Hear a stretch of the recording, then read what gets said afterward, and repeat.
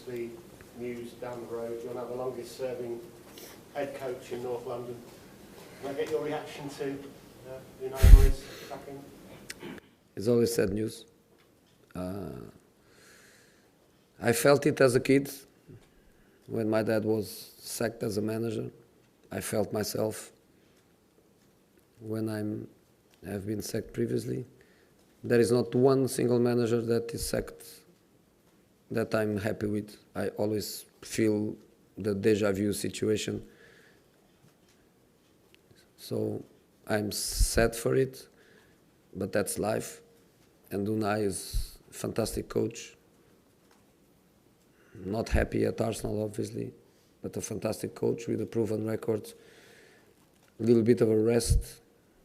Another big club will come for him, and his career will be back on track. So, no dramas, mi amigo. Keep going, and you will get another club.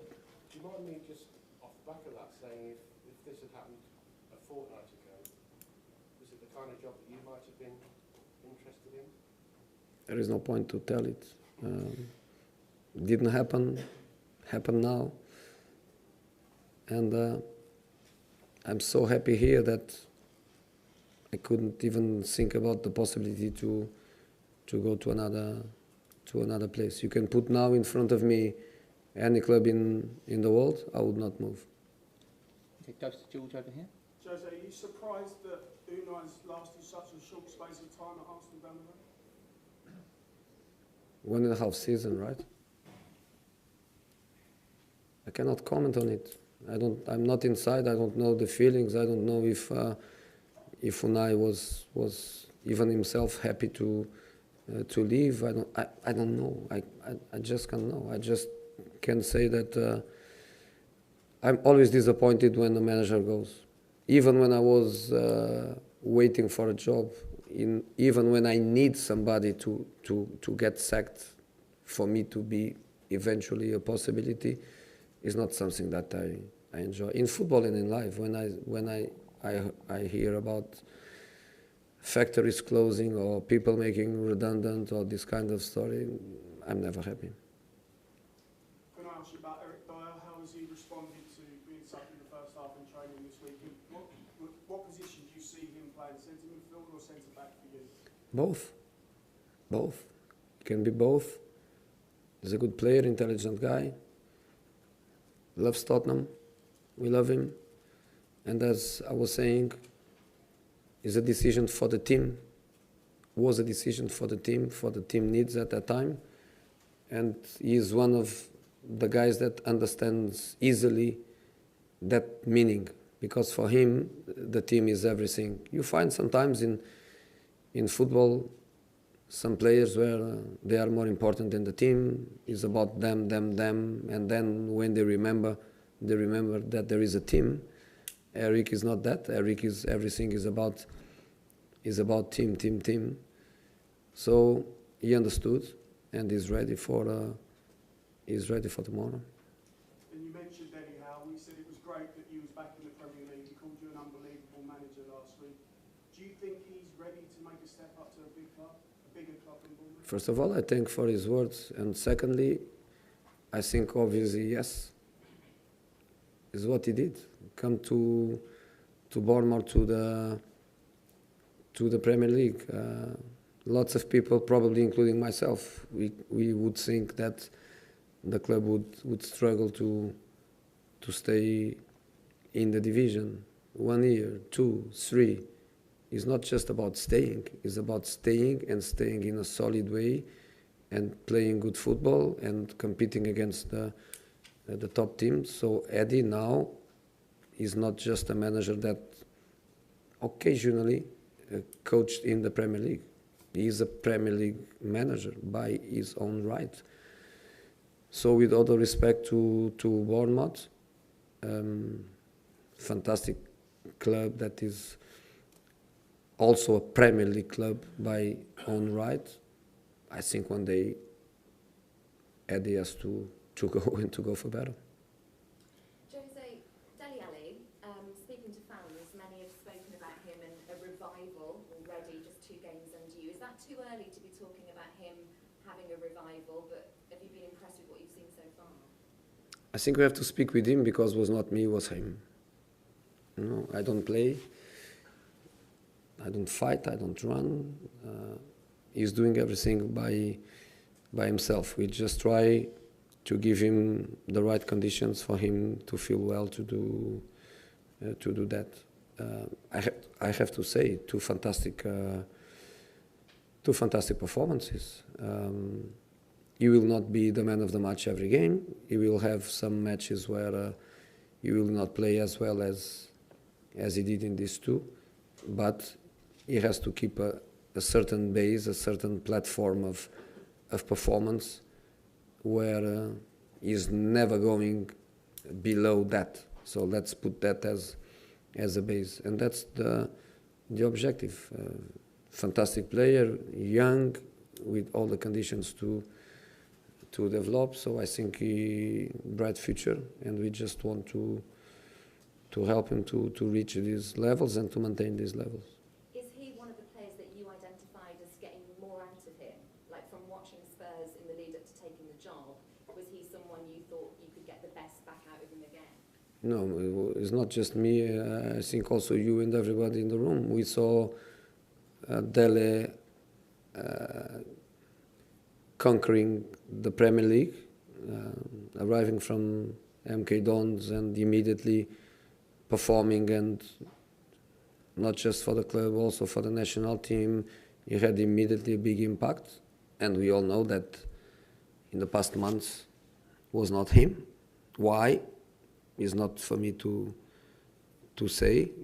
Probably a mixture of different factors, including a couple of small injuries, but always disturbed. We know that we need to take care of him. We know that there is still, by the physical point of view, some fragility that can in any moment arrive, but we need to take care of him because he's such an important player for us.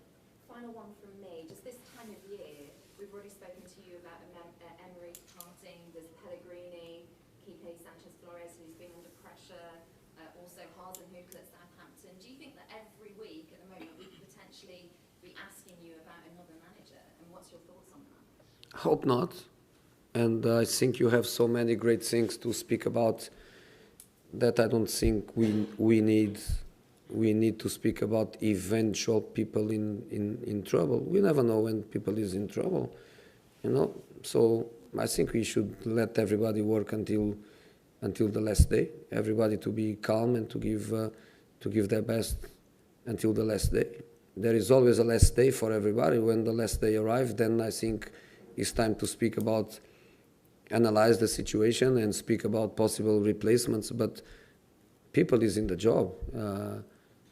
I believe that Marco, the ones that you are mentioning, Pellegrini, I believe that they can win tomorrow, and they can change the perception of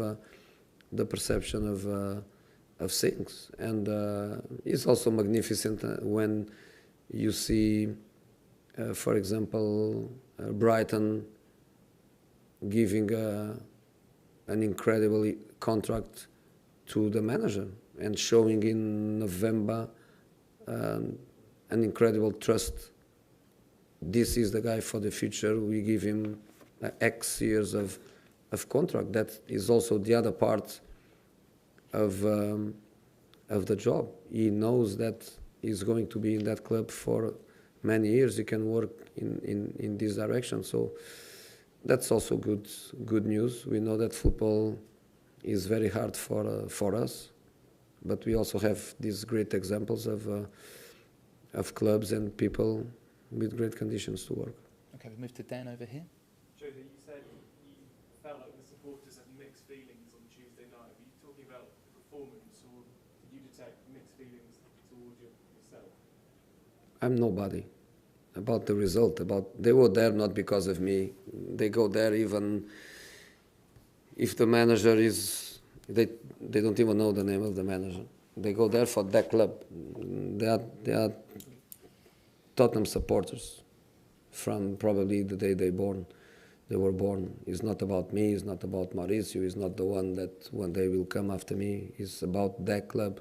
Mixed feelings of going there and see the team start really bad and be in a very difficult position. Probably they were already thinking, wow, we have to go to Munich and win in Munich in the last day. And then, of course, the positive feelings of such a strong second half.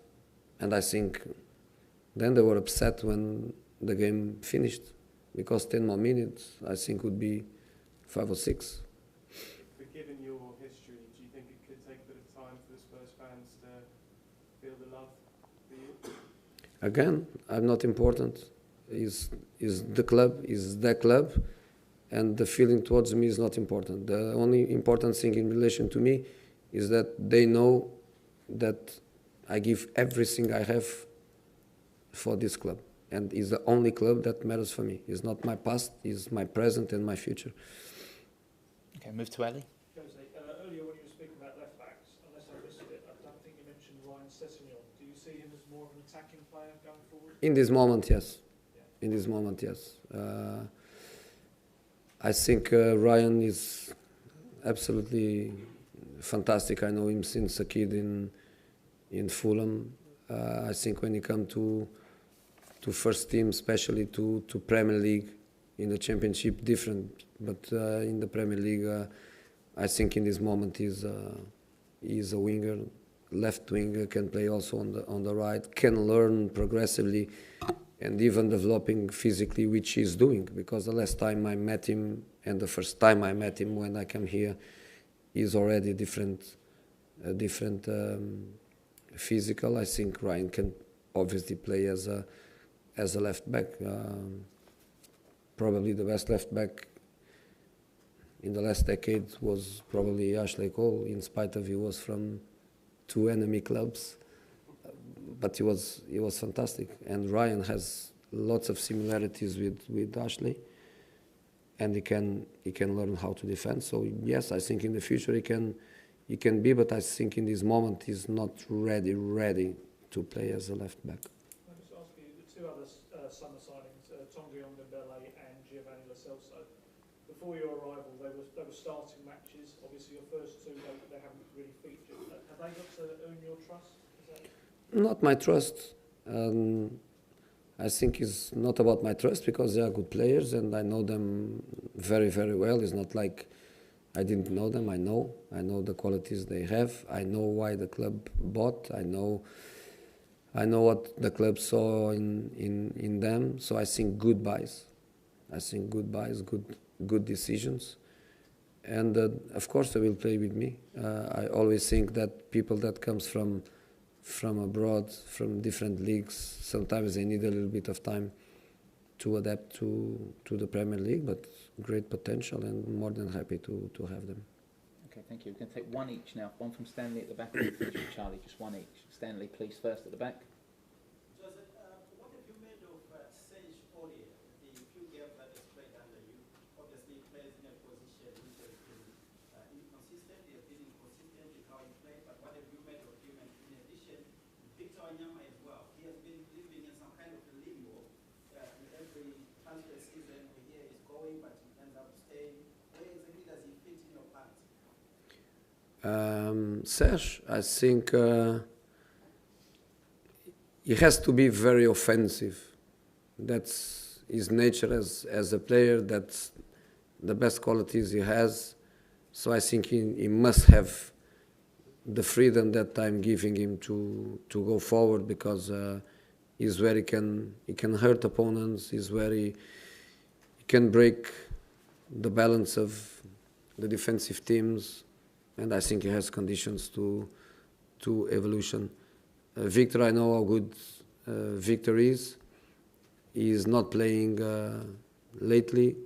Of course, when you don't play regularly, you lose a little bit of that match condition. He's fit, he's fine. He has no physical problems at all. He's good.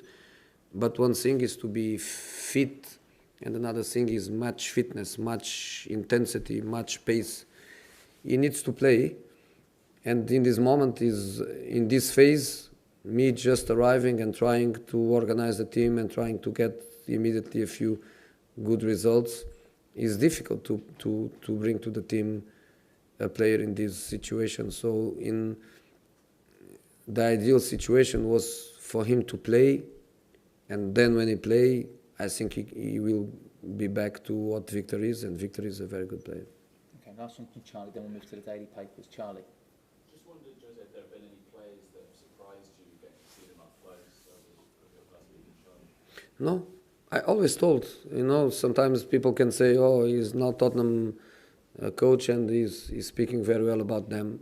How many years I speak well about Tottenham and the players that I like. I like the squad, I like the players, and I know them. I am in the Premier League now, I don't know, 6 or 7 years in a row. So I know them all very, very well. I'm learning now the younger ones, the ones that I didn't know very, very well. The Parrots, the Skip, Tanganga, the ones that didn't play much in the Premier League are the ones that I'm trying to learn, as well as the kids that are in youth football.